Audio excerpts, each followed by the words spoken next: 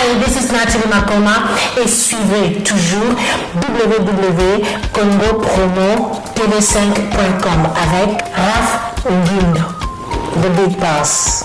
Surtout na Raf Ngindo wazana mupanzi wana vraiment ya États-Unis mboka ba exaucer mboka ba gladi. Raf Ngindo muto akangi États-Unis numéro 1 to kene na bango na système ba militaire 001 quoi nyase banda awa internet awa Facebook awa Google awa donc Raf Ngindo le présentateur la force créative Congo Promo Congo ça na force militaire na Congo Promo Congo kande le ba wata mais pas na sikoyo ba tout bangini. Allez voir Congo Promo TV5.com. Raf Ngindo, Congo Promo Nde. Donc au nom de Jésus-Christ, nous bénissons le Congo Promo. Amen. Merci à Congo Promo TV pour tout au nom de Jésus. Avec Raf Ngindo, Congo Promo ne tombera jamais. Piccolo Congo Promo Nde. Congo Promo TV5.com. Sans oublier son excellence Raf Ngindo. Ouais, balobi Raf Ngindo. Congo Promo toujours, grande puissance. Comment Raf Ngindo, Congo Promo. Congo Promo qui torcos net na film. Congo Promo babundana nango. Babundana nango. Ski tozali na Boston on Raf. Congo Promo. Monde entier international. Congo Promo numéro 1 site. Voilà chers amis téléspectateurs, Obigel Show. Azawana partout nazakawana pona olandela bino batina bino bolinga mingi ba demande la bino esala nga bien son mona te gel chose mona te po ani lukela biso mututel et puis nazakawana pona luka bato bino bosenga nga babi gel show naza suwana nazongi kande zalara babi après moi tembele na yeli susu mais le tozana Serge Luyeye aza moko ya bato ba théâtre kande tolobara donc Serge Luyeye asala la groupe sans souci et puis asala banzonzi ya libanda.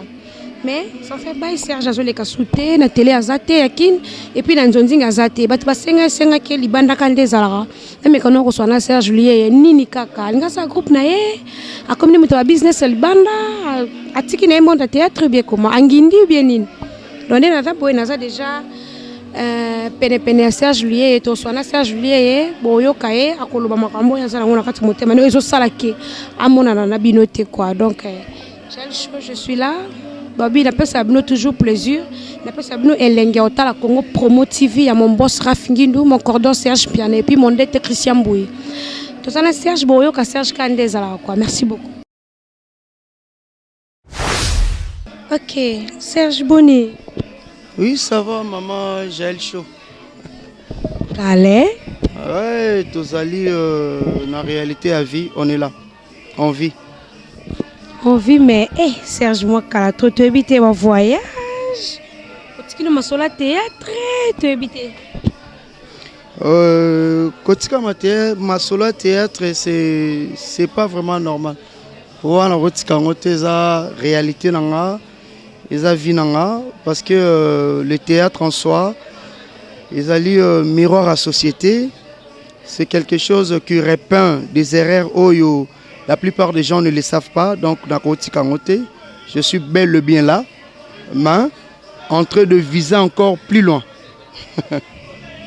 Serge, vous savez combien de temps dans le monde à théâtre? Serge Luyeye, depuis mon enfance, hein, disons toute une vie, dans toute une carrière, je continue toujours à vivre étant dans le monde théâtral.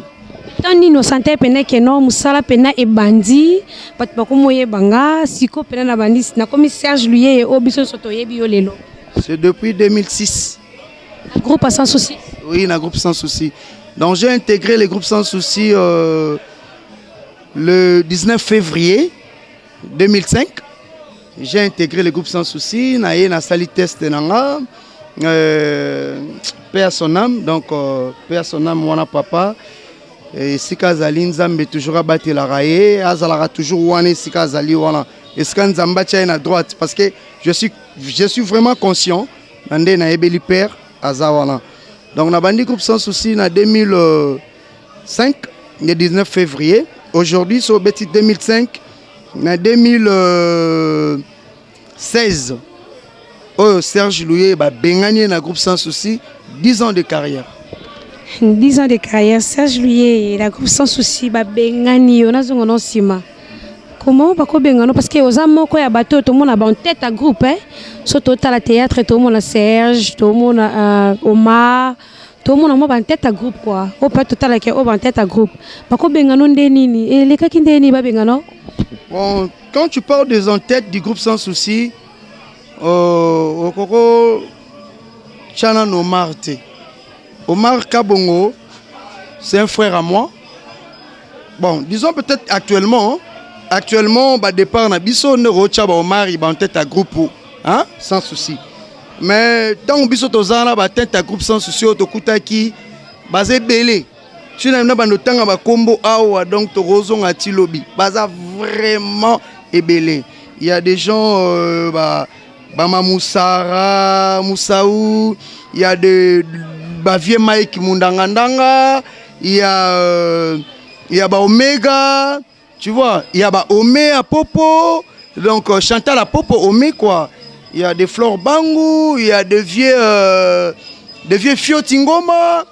Il y a de messieurs Oscar, donc ils sont tellement nombreux, donc comme on a bango, Mama Yenga, Vetito, Picassé, Tatu Pajero, père son âme, Mama Chako, donc Mama Chako c'est parmi les cofondateurs, hein, donc il y a sa cofondatrice disons, donc Baza est belé, en même temps aussi, tu vieux Jean-Pierre Boutuna, poudre de chasse, voilà. Ça appelé le président et groupe. Ça le président groupe Sans Souci, quand a cordon et groupe Sans Souci. Mais est-ce qu'au hasard, parmi piliers PO Bazala, n'importe quoi, Bazala déjà dans le groupe Sans Souci. Voilà. Ce qui fait que Babengano dans le groupe Sans Souci, au Sakinin. Voilà. C'est là où le bas blesse. Monina, question, j'ai du mal à répondre ça. Parce que moi, je dis souvent, le silence est d'or. Trop parler, ça ne veut rien dire. Batubayo ki obakoy koyoka, bakisation, injure, ba réalité o batu nyonso tout bayoki. Mais sauf que Serge Louyeye reste l'artiste du groupe Sans Souci, le directeur artistique. Oyo vieux Sans Souci à Tika. Namakasi. Oh, maman. Nabie, tant bolo ba bengani Serge Louyeye na groupe Sans Souci. Est-ce que moi na mukolo ndako ba bengani na ndako na bango famille? Ba bengani pour tourner pété aux athées. Ah, voilà. Nako expliquer ba tout réalité au lelo, nelo moi muké. Nelo moi muké ya simple. Ah, ça ira bien. Et là ça que puissance à papa ali. Nelo moi muké. Au moni groupe Sans Souci, ezali groupe Oyo. Beaucoup de gens bache ba mayele na bango. En passant, je salue Maître Riki, donc Maître Riki Fingu, donc le conseiller juridique, n'a pas si Maître Papi Lemba Bamoto aussi, étant maître avocat, il y a groupe. Serge, Bengani na groupe Sans Souci, compte tenu à bêtise. Bêtise en haut sur sauf que na côté la ngai nde siko naza bénéficiant. Comment ça explique bisolo? N'expliquez bino en d'autres termes clairs. Omoni na kati ya musala nyonso soki ozoloba oyo eza réalité, ozolakisa bato eza vérité, ozotalisa bato eza logique, okomi lokola ennemi à tout le monde, oyo bazotambola na fausseté. Or ngai na intégré groupe Sans Souci, nazala jamais na fausseté. Nazala jamais na ba gauche droite. Nazali o nazala po papa wana Sans Souci. Oyo na ko cesser jamais ko tangaka kombo na ye atikanga na droiture na ba union surtout ya diaspora bayebi et belé bazana potoir na ba masalanga ba 2 minutes ba ser nanga ba Omega bayebi que père atikanga biso toujours na droiture et droiture wana Serge akumbela ki yango ndenge kaka tozaki na groupe tango komo gêner batu mususu ah, tant mieux bayebi que tomoni yo hein oleki moi clair trop aux hôtels sabato eza logique mingi photo tika yo na pesa ki lettre tenga ba pesa nga lettre te hein monoko beba biso ko yaka soute c'est pour la sabino anarchie te pour la sabino quelque chose qui ne naki ele keno ndeni Serge Louyeye il a biso ka intégrer groupe Sans Souci à sali test bandimiye et par après le même jour c'était le même jour né na zo payroll principal. T'as la grandeur à papa Sans Souci. au sali test, et il y avait des Aziz Asenga, Aïe Mamna Oloba. Le même jour, nous avons super Mamoro rôle principal. Mais si quoi, après via Ebsinga Ifoya, secrétariat, il y a groupe sans souci. Ebsinga Ifoya na lettre nayo, il y a des mondes, au côté de sa CV nayo. À cette époque-là, j'étais étudiant à l'Institut national des arts. C'était en 2005 là. Je dis dans voilà, na otisco G1 a passé GD.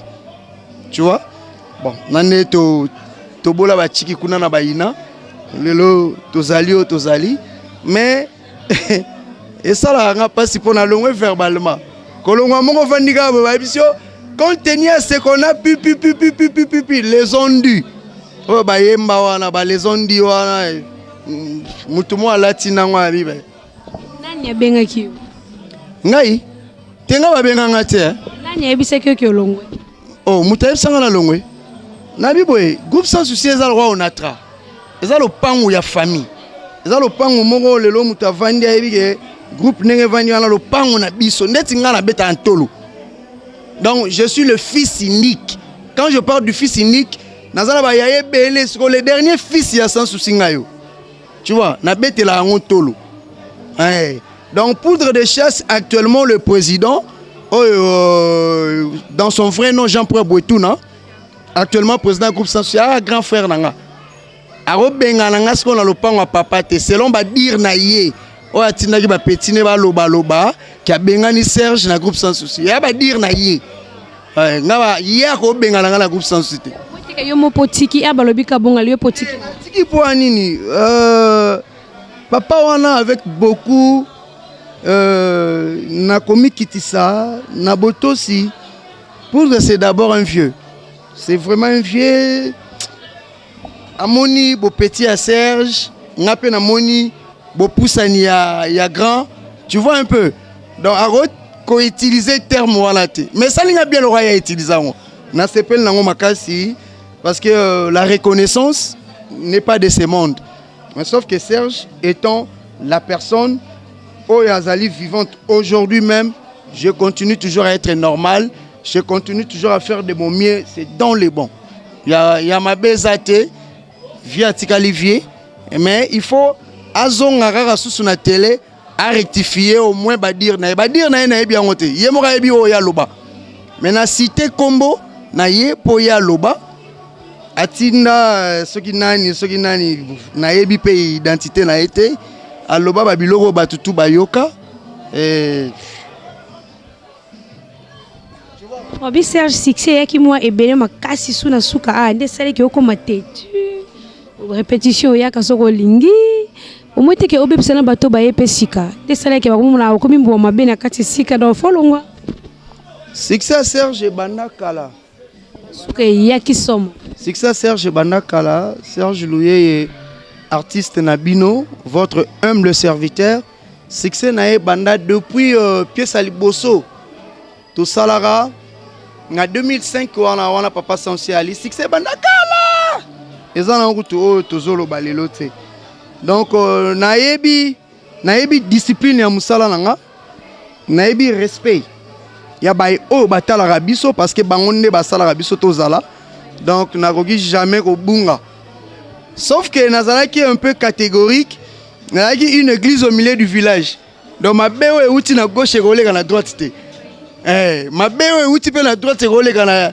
na gauche te mais bon là moi outi de partout et roleka nango facilement ya on a comme peut-être pion bazwanga kande bazwa mais les gens disent la cité que non Serge azako bimana Flore d'habiter so poyo kango Serge abano bimana Flore bango to mona mino suspect trop maman Jaël show mambo zo zango show oui zo zango likolo makasi likolo te ezaka nga pe dans cette émission na Serge fona yo kapé bat balobi te bon c'est tout à fait normal ba réalité wana mais sauf que Flore bango esika azali ayebi na lingage mingi na pesi ba gros bisous ba bonne année na ye année 2017 ezala bien. Ce n'est pas Thierry Tanga qui va me contredire, ni son éminence. Le vieux Nangango, ma son éminence, à contredire Ngate.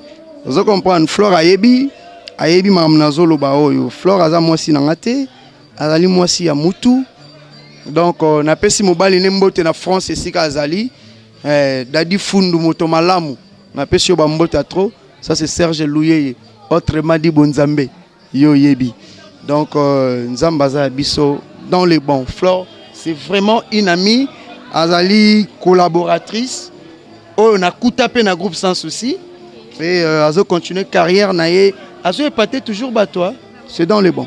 Souvenir ni malamu ozo na groupe sans souci.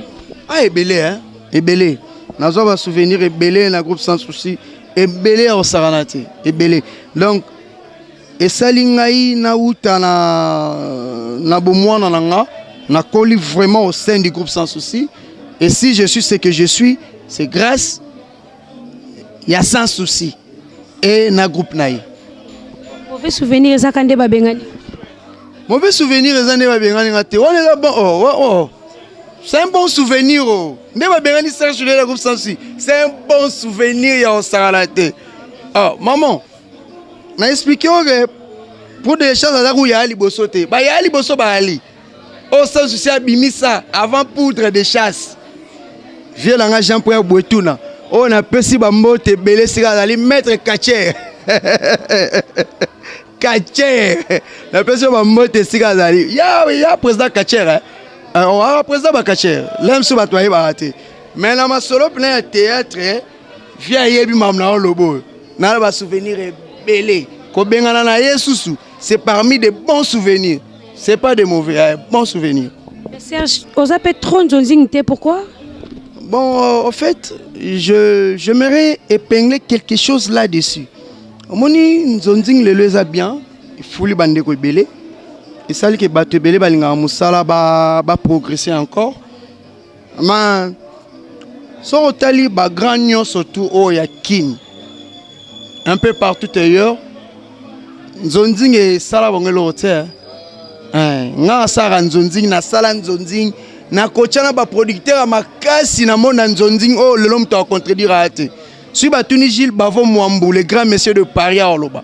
Ba vient nga ba Titi Kalou, ba armes lourdes, ba major Bissadil. Donc ba vieux on a tout ba yebi. Ba yebi force artiste à Vandia.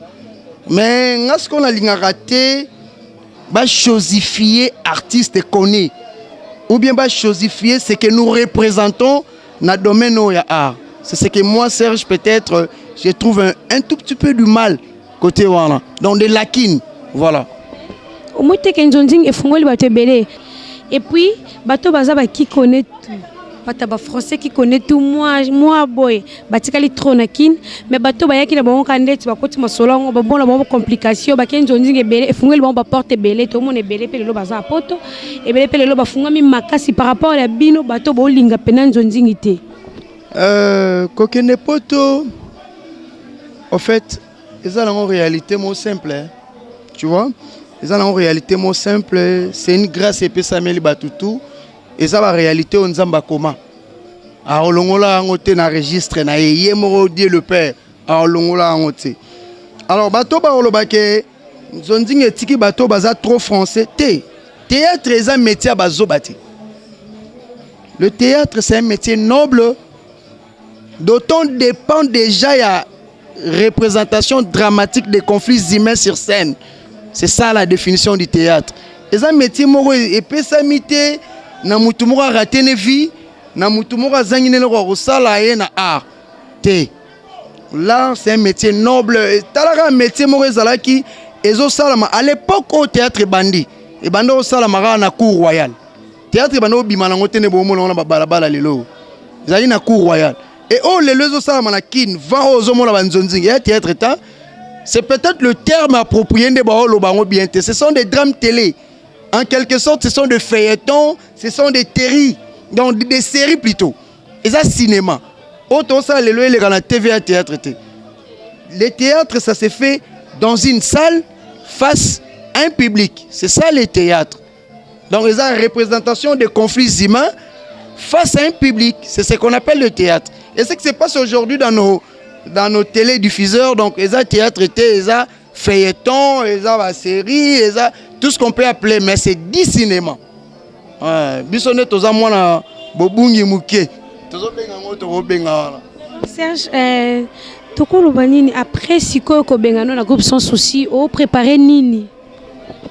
Serge Louye après koloba o bango baloba wana ponga bakobenga nanga te. Oza pété siko o préparer ndeti nini? Oza pété sikoyo pondenga na lingi pote bango balingi posi oh nakolo bapel lelo nazongi sous groupe ata poudre de chasse à contredire ngati ata poudre de chasse vient nanga contredire ngati nazongi sous groupe moi na Sans Souci qui voit le père voit le fils père a d'ailleurs déjà donc fils né yo na pesi maman Mado Mandolina grand prêtre et mère donc maman na Fallon maman na Chris maman na Berdi bambote belé donc wana parler na ngai ndaku na ngapena ska na tchara likolo na pemi pe kimia ba vemba liosomo ba yebi vieux Freddy ayebi masolo na obeto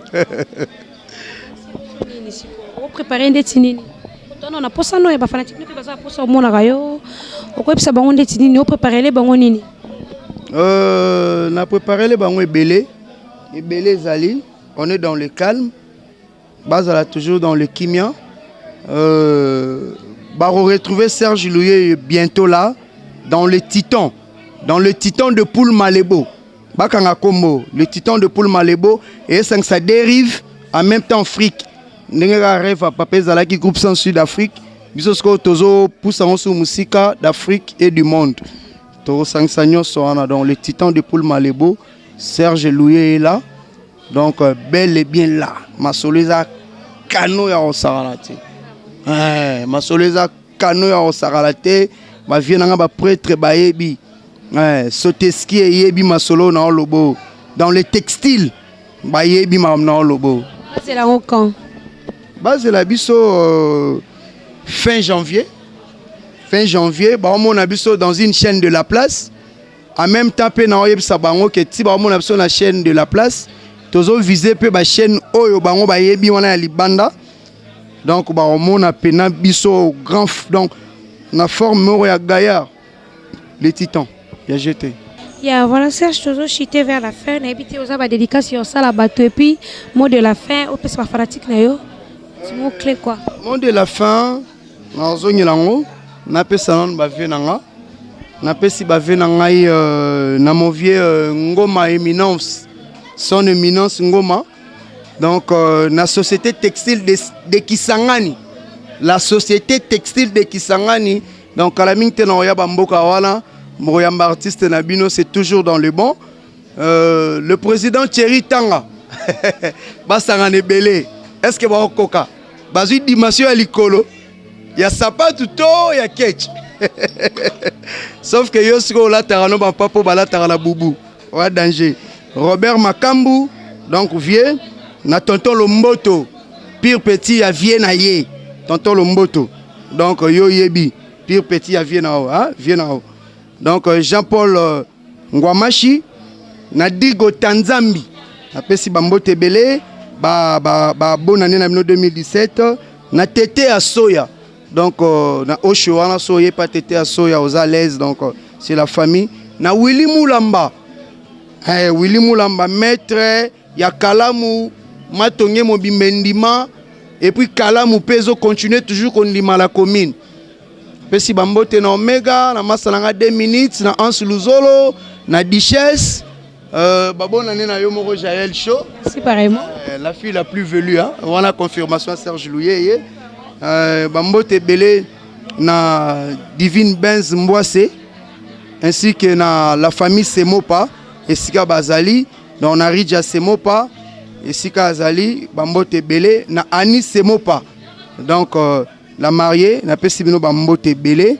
donc la famille on est là na Ange Pucha Profa négoce munga ainsi que na ba fan nyonso autour ya Facebook WhatsApp Imo Viber tous les réseaux sociaux au bolingara artiste na bino nazawana na lingi bino mingi na Mamusara na Nadino Kito na Belgique Simba Masolo ndengezo kende toujours donc Serge Louye yeyo artiste na bino ce numéro no ba fan no balinga ko ndika obanga ozaka marié Serge Louye aza marié te, mais Serge Louye azali mobali ya mutu moko alingaka mingi. Donc je garde mon numéro à l'anonymat. Ben, sauf que sur au Betika Serge Louye au monde Serge Louye Borosso la l'aise artiste Nabino votre humble serviteur. Donc danger. Si on appelle ce numéro là, j'ai le choix hein. Même pas la bolara. Là, ici déjà, donc je dis merci beaucoup à mon boss Raf Ngindou et mon cordon, hein, Serge Piana, mon détective Christian Bouy. Et puis, sans oublier, il y a Willy Mouchen, le code mondial. Bobby, il y a Willy Mouchen, il est là toujours avec la petite Jaël Show. Abi, Babunda la langue, hein. Il y a Willy Mouchen, merci. Et puis, merci à Trésor Mbombo, Bobby Kenuef. Et puis, là-bas tout au bolinga Jaël Show. Bobby Mikolo, na obaka kandambu ndambu, la ligne belete. Merci beaucoup à mon chéri que j'aime beaucoup, Yemora Ebi.